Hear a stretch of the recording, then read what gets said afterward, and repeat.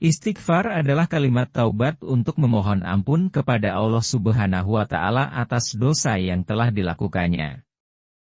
Namun, selain untuk memohon maaf kepada Allah, ternyata istighfar juga memiliki banyak keutamaan. Di antaranya adalah melapangkan rezeki dan menyelesaikan segala persoalan hidup. Taubat adalah salah satu amalan pembuka pintu rezeki. Taubat adalah cara memantaskan diri untuk mendapatkan ridhonya. Ketika Allah ridho, maka segala persoalan akan dimudahkan. Berikut adalah beberapa kisah nyata, mendapat pertolongan Allah berkah istighfar. Imam Ahmad merupakan salah satu ulama mazhab 4 yang namanya masyhur hingga saat ini. Pada zamannya, ia begitu dielu-elukan oleh banyak orang. Dalam sebuah kisah yang ditulis Imam Al-Jauzi rahimahullah dalam buku tentang Imam Ahmad dikisahkan bahwa, saat sang imam memasuki usia senja, beliau begitu ingin pergi ke negeri Syam. Namun anehnya, Imam Ahmad sama sekali tidak memiliki tujuan yang jelas, kenapa ia ingin pergi ke tempat itu. Padahal, ia harus menempuh perjalanan jauh dari kediamannya di Baghdad menuju Syam. Sesampainya di Syam, Imam Ahmad berhenti untuk menunaikan sholat duhur. Tidak ada yang mengenalinya, mengingat zaman dahulu teknologi tidak secanggih saat ini. Ia menunggu di masjid tersebut hingga menjelang sholat asyar. Setelah asyar, sang imam membaca Al-Quran untuk menunggu waktu maghrib dan isya. Setelah habis malam, Imam Ahmad kemudian ingin tidur dan beristirahat di masjid tersebut. Namun penjaga masjid tidak mengizinkan ia tidur di sana.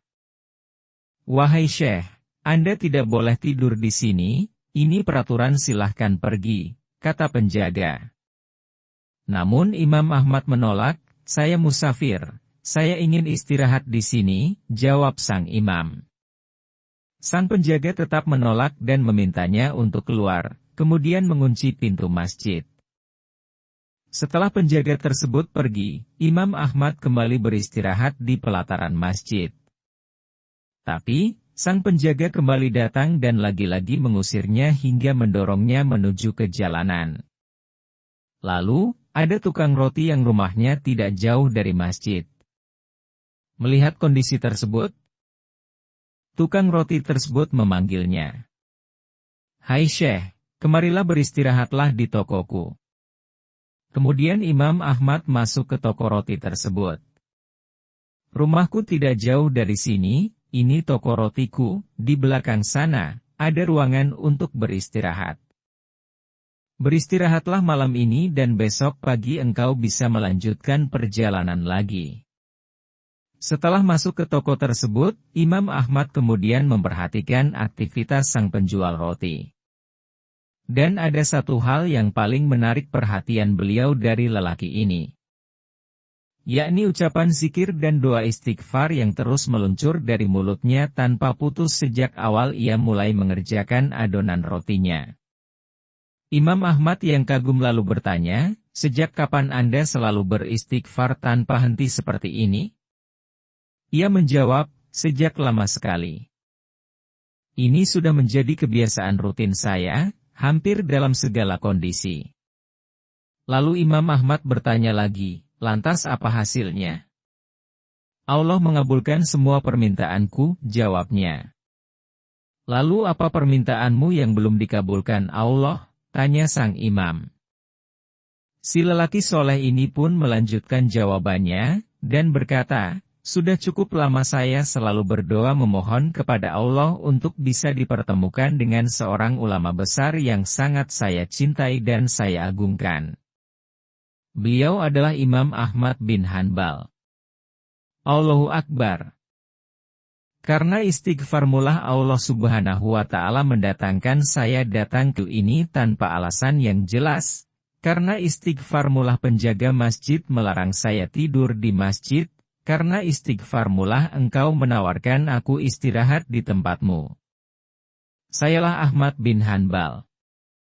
Mendengar penjelasan dari Imam Ahmad tersebut, lelaki tukang roti itu mendadak terkejut, terharu, dan bersyukur kepada Allah, karena telah dipertemukan kepada seorang ulama yang sangat dikaguminya.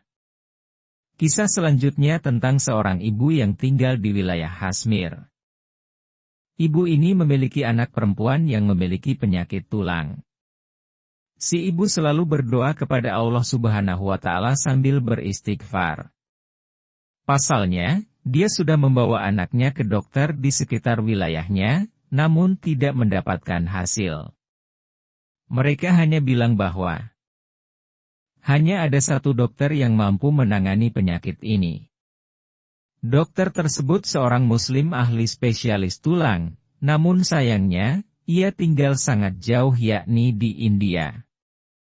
Sang ibu mengetahui jika dirinya tidak memiliki kemampuan untuk pergi ke India membeli tiket pesawat, makan selama di sana dan biaya berobatnya.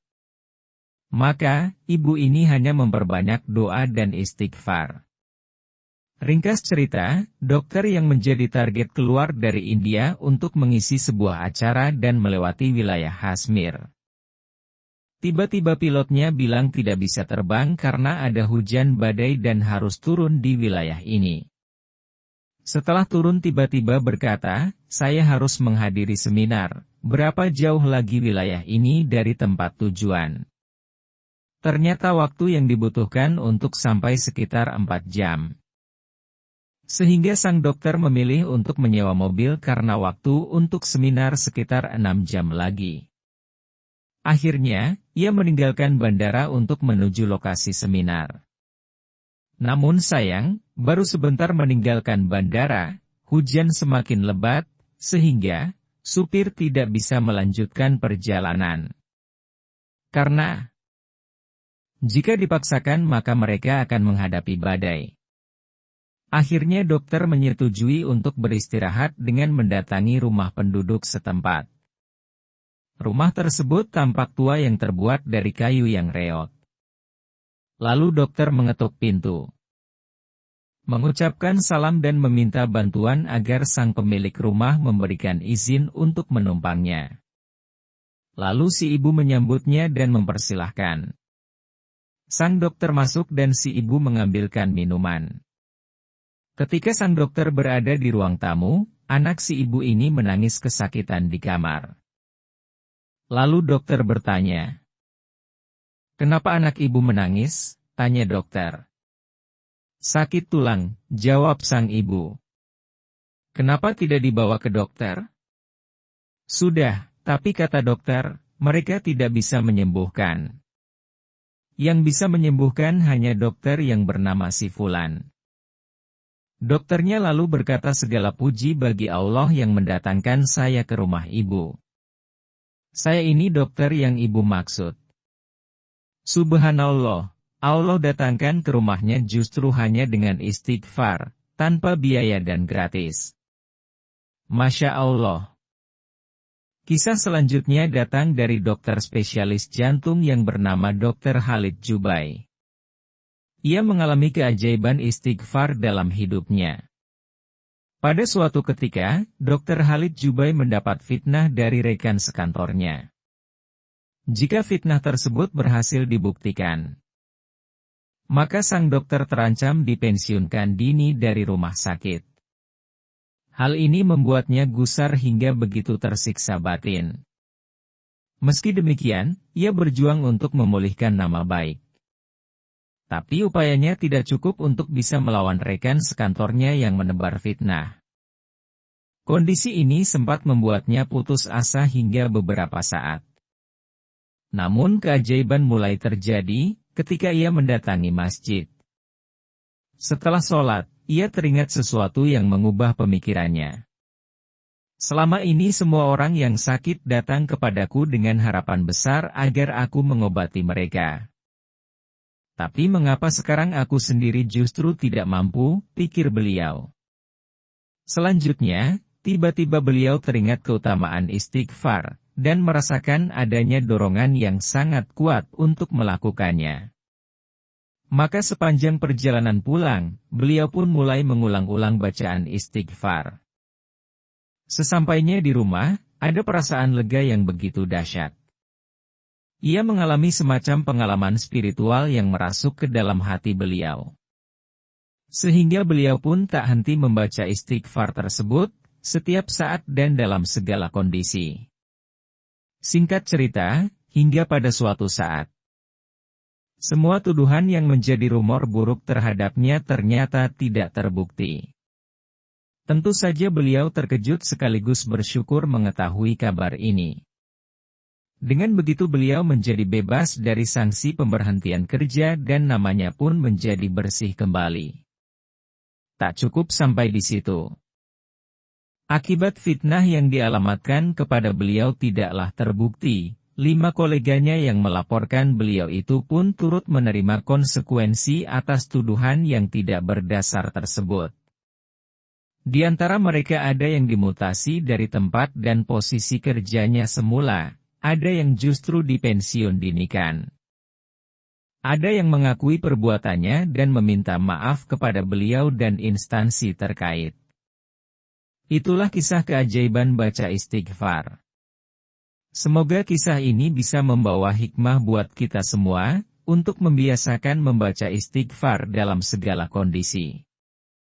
Selain untuk meminta maaf atas dosa-dosa yang telah kita perbuat, juga agar kita selalu dalam perlindungan Allah Subhanahu wa Ta'ala.